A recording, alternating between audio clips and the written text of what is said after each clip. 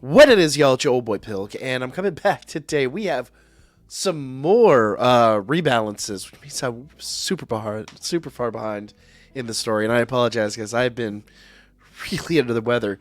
But here we go. Rebalances on Finn.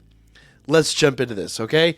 So stat-wise, we know not to expect a huge amount. We got a strength rebalance, endurance rebalance, dex rebalance, agility rebalance, but none of these are really like mind-blowing. HP and endurance are not even up to like current standards. You know, it is what it is. But let's look at the skills. Because largely the skills are where we get like the best number, or say the best, I guess, rebalances, for lack of a better way to put it. So skill 1, Deadly Calm. Fast. Mid instead of low. Wind physical attack with ultra critical rate. Wind resist down 40%, allies strength, agility, and penetration rate plus 40%. So we get penetration rate on that. For, you know, just 4 extra MP. Who cares about that? So, good, pretty good skill there. Not really mind-blowing, but it is what it is. Legion Slayer. Okay, this is skill 2. Foes, plural. Super wind physical attack. It's nothing changed there. With temporary strength boost. That was added. Ultra encounter rate. Physical resist, magic resist. Now this is all added. Fire, water, thunder, earth, wind, light, and dark resist buff. And damage received type all targets. Reduction effect down 3 turns. Okay, I'm sorry. It did all elements before. It didn't do the AoE buff. So it, yeah. So it did all the elements before. It did not do the AoE buff. So really, actually good rebalance there. Consumed MP goes up significantly, but you know that AoE target reduction could be game changing in Wargame. Oh, wow, look at this rebalance on the skill 3. So skill 3 is high wind physical attack. Let's see if I can pull it up here. Damage 35% per self-strength buff skill. Goes up to 80% per self-strength buff skill. Increases damage received type, single target, and ultra on guard rate. Okay. Okay, that actually is really useful. Then we have the SA here. Foes plural, let's pull it up here. Foes plural, ultra wind physical attack with temporary great strength boost, ultra penetration rate, ally strength, magic, and wind attack damage, plus 90% for 3 turns. That's up from 60%, so those got really significant buffs. With the strength buff and everything you got here, really good. The only downside is because we are lacking some HP and some endurance, in the modern realm, this unit is not going to last as long. Like, obviously, he's going to get taken out with a relative quickness. But for what he's able to do, might actually be worthwhile. Finn, really good. Passive. So Crush becomes martial arts. Strength, endurance, agility, and dex plus 35%. Rigid becomes defense. Physical resist plus 25%. Very nice. Damage received upon penetration goes up, doubles 30% upon penetration. Ooh, so that penetration rate gets even better. And Dragon Killer. So, very nice. The King's War Otarl.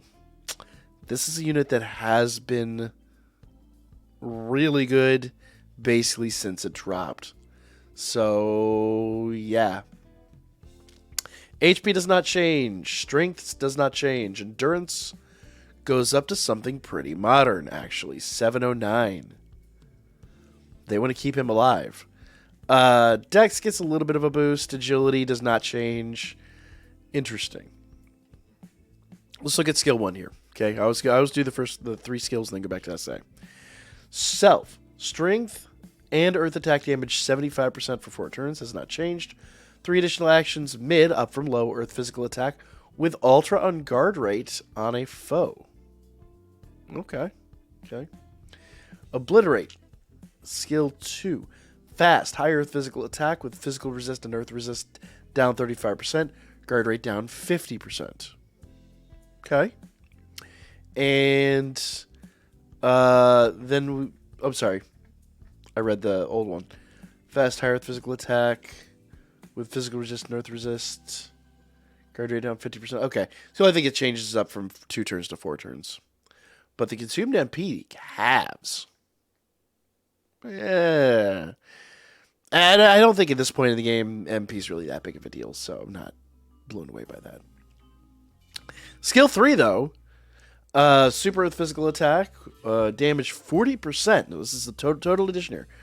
40% per each self-strength and Earth Attack damage buff. So we now have a major damage buff on that. With high critical rate, strength and magic down 45% for 3 turns instead of 2 turns. Really solid skill. So Tarl's kind of back into it. As far as a Record Buster, Tarl's kind of back at it. Supreme Zenith, SA. Foe singular, Ultra Earth Physical Attack damage plus 50% instead of 35% per each strength and Earth Attack damage buff. Ultra on guard rate self, strength plus 120% and counter rate plus 100%. That blows the old one kind of out of the water, doesn't it? Up 50% from 35% on 2 actions, which technically means on 4. So basically the damage is doubled. Plus strength 120 and counter rate 100%. Yeah, Otaro gonna be nasty. This next Record Buster, I kind of feel like he's probably gonna be king again. Let's see. Turn the tide. I don't think that has changed. Sword Fighter becomes Battle Bravery. Strength, Endurance, Dex 35% from Strength 35%. HP and MP has not changed. So the only thing that really changes was Sword Fighter becomes Battle Bravery. Wind Ryu. Let's see how this unit is has adjusted over time, shall we? So, Justice Moment, Allies, Slow, Magic, Agility, which is added, and Dex 35% up from 30%. So Agility is added and it goes up 5%. Self, Wind Attack damage 70% for 3 turns and 3 additional actions. Mid, instead of low, Wind Magic Attack on all foes. Okay. Not groundbreaking. That's a big MP jump for not groundbreaking, but it is what it is. Twin Gale, Foes, Plural, Fast, High Wind Magic Attack with high penetration rate. Wind Resist, which was added, counter rate and guard rate down 35%, which those were all up 30%. And Allies Wind Attack damage plus 50%, which was 30%. So, okay, good stuff there. We didn't talk about her numbers, but once again, her numbers really, they're kind of meager. Her agility and Dex got a buff. Endurance got a slight buff. Meh. Storm Order, skill 3, is a foe singular super wind magic attack with temporary great magic boost, ultra critical rate, and status debuff plus 2 turns. I still don't see that as a useful skill. Maybe it's me being overcritical, but without a percentage boost there, I'm not impressed. Roaring Strike, Foes Plural, Ultra Wind Magic Attack with temporary Great Magic Boost, Ultra on Guard Rate, Self... I'm sorry, I was reading the top one. Ultra Wind Magic Attack with temporary Great Magic Boost, and Ultra on Guard Rate, and Self, all the same. Wind Attack Damage plus 120%, up from 100%, for 3 turns, up from 2 turns, and 4 actions, High Wind Magic Attack on foes.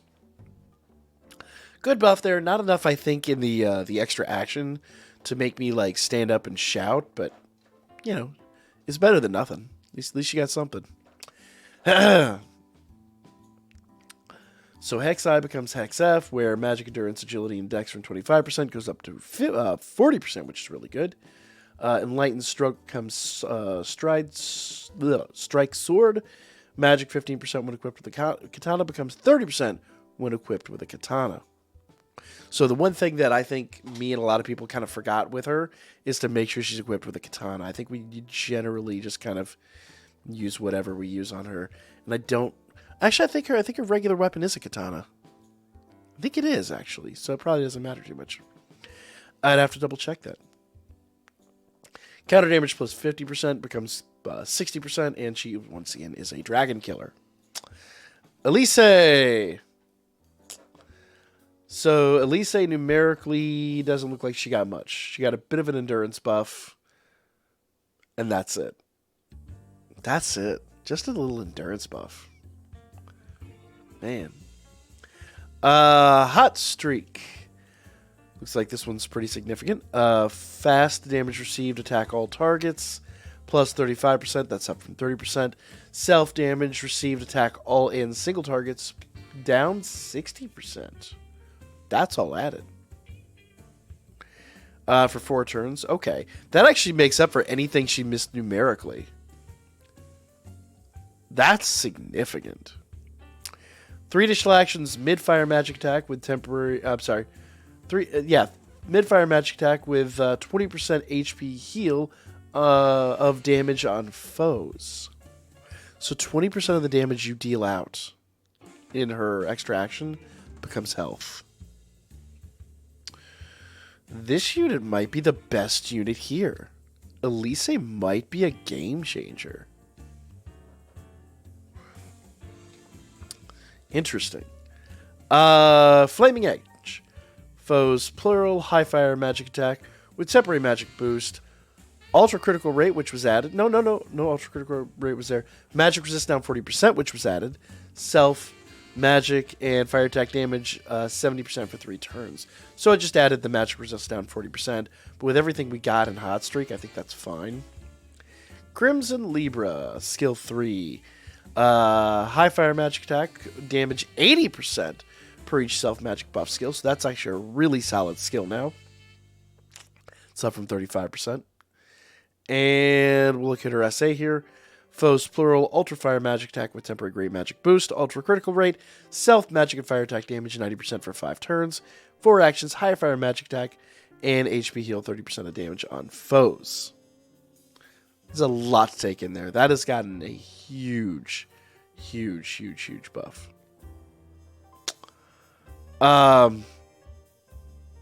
Yeah. So was self fire and magic attack damage 80%? I'm gonna be real though, that percentage buff really isn't that big of a deal. It's the fact that it doesn't have a percentage boost kind of makes me go, And the extra actions are nice. But let's be honest here, without a percentage boost anymore, an attack like that is kind of underwhelming. Let's be honest. Let's be fair. That is a bit underwhelming, and I think we all know it. Hate to say it. All right. So, Telltale becomes Hex, Magic Endurance, Agility, and Dex 30%. They basically added the agility in there. Counter damage 50 goes up to 60, and damage upon critical and penetration goes up from 10% to 20%. Let's look at Zard, shall we? I think this is one of those units that everybody's been kind of waiting to see what happens. Zard. No real buffs. Endurance goes up, though. Endurance is pretty modern, so that's quite nice. Other than that, man. Huh. Which generally means we got a really good skill buff. So let's see here. So skill 1. Carnophage. This is a paragraph. Holy crap. Foes, plural, super light physical attack with ultra on guard rate. This is just a whole new thing. We'll just read it out. Before it was 30% taunt with self 2 actions, low light physical attack. And let's see what we got here. With Ultra on guard rate, 50% taunt, up from 30%, and self avoids 1 KO when HP is above 10%. 3 additional actions. Midlife physical attack with 30% HP heal of damage, and removes Fire, Water, Thunder, Earth, and Wind attack damage buffs on foes.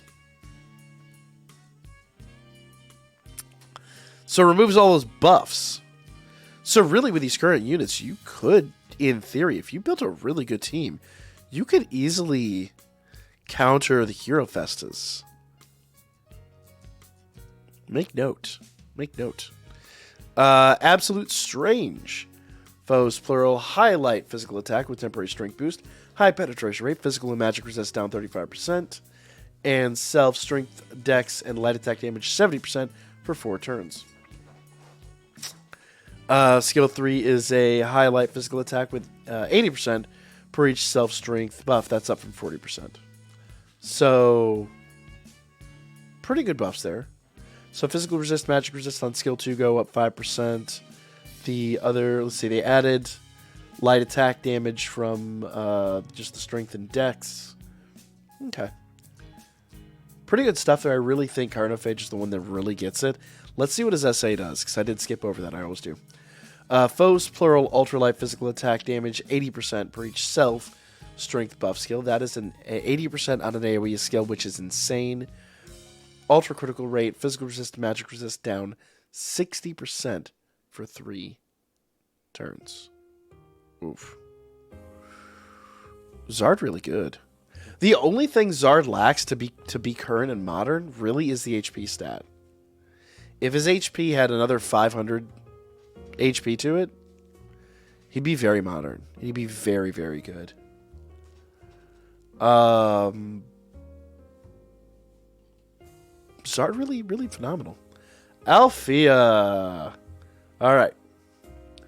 So, numerically, let's see. Not really much to talk about here. Not really much to talk about here. She got a light dex buff. But usually when we see that, we see some big buffs down here, and it does not look like they changed a huge amount. Silentium Eden. Self, magic, and agility plus 70% for 4 turns, 3 additional actions. Null 1 magic attack or remove magic agility debuffs on all allies. Okay. Foes, plural. Fast, mid-light magic attack with temporary magic boost. Allies, light attack damage plus 35%. On foes, light resistance down 40%. Becomes about the same, really. Light resistance down 50%. And light attack damage 40%. Or, I'm sorry, light resist. So it adds light resist down 40%. No, it has that. Light attack damage goes up from 35% to 50%. Okay. Alright. Him is a highlight magic attack damage up from 40% to 80%. Doubles the power of her single target. That's actually handy. And her SA is a foes plural ultralight magic attack damage 80%, once again up from 50%, per each self magic buff skill, ultra penetration rate, and allies null magic attack times 2. Up from 1. She's alright. I don't know. Just look at this. I so much MP for skill 1. Maybe I'm underrating skill 1, but I think in the current realm of things, I know it gives you null 1 magic attack. The removing magic and agility debuffs on allies is nice. That only takes place after she attacks on turn 2, so it really... she's got high agility, though. I think it's a lot, but you know she's going to be outsped by quite a few folks in the game now. I don't know, y'all. Let me know what you think. I kind of not terribly impressed by this. I think the consumed MP on skill 1 should have gone down significantly. Personally, I think it's a good skill. I just don't think it's as good as it was when it initially dropped. Because remember, like, the Light Rush team would wreck everything. And that's not necessarily the case as much anymore. Though, the old Light Rush team is now going to be interesting to face. But I don't think they're going to outspeed everybody like they did back in the day. It'd be interesting to try them again, though.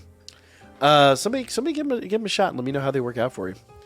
So, before adjustment, regular attack when countering 50% seal on foe. Dark resistance plus 35%. That has not changed.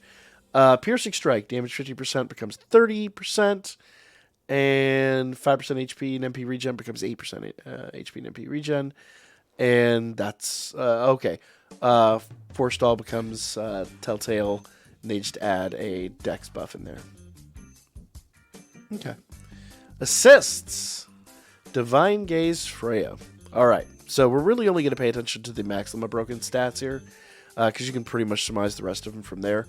But allies, magic resist, which I think was added, and counter rate plus 20%, charm resist 100%, and foes, plural, critical rate, penetration rate, and guard rate up 20%. So the charm resist goes up to 100% from 75. Counter rate goes up 20%. Magic resist was added. Oh, I'm sorry. No, I take that back. I was reading the other one. Allies, counter rate. No, it's completely changed. So it was counter rate 20%. Foes, critical rate, penetration rate, and guard rate. So the charm resist was added. So critical rate, penetration rate, and guard rate down 10% has been doubled. Okay. So the charm resist was added, the magic resist was added, and the critical rate, penetration rate, and guard rate was all doubled. It's actually quite good. It's actually really good. The Allen assist. So, at max limit break, foes agility down 15% becomes 20%. Self-critical rate and penetration rate stays about the same. That agility debuff is about what you need, though. I think Alan's pretty relevant again, personally. I don't think he ever really fell out of relevance. I think he just kind of got overshadowed, but he still had uses. I used him from time to time, but yeah, he's good again. Erebus.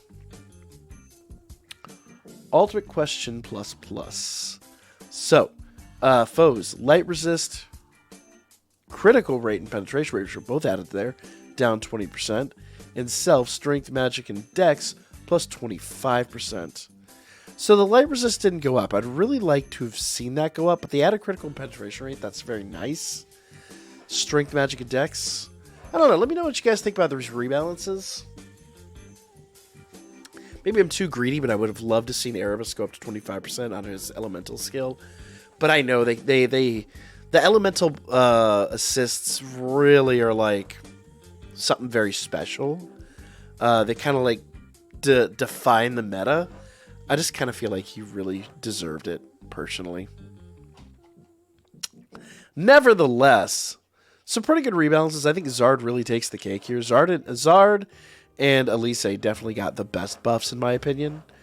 Now, the question is, should you summon? And my honest answer is here, Zard and Althea, yes. Zard, Althea, and Erebus are units you're probably never going to get again. Well, actually, no, I take that back. I think Althea got a second unit, didn't she? Maybe Zard and Althea both got a second unit. But I don't know if those units reran. So if you don't have those 3 units, they're definitely units you want to get. They're going to be fresh CP for a good number of players. If you don't have those units, definitely worth getting. Everybody else has kind of been around.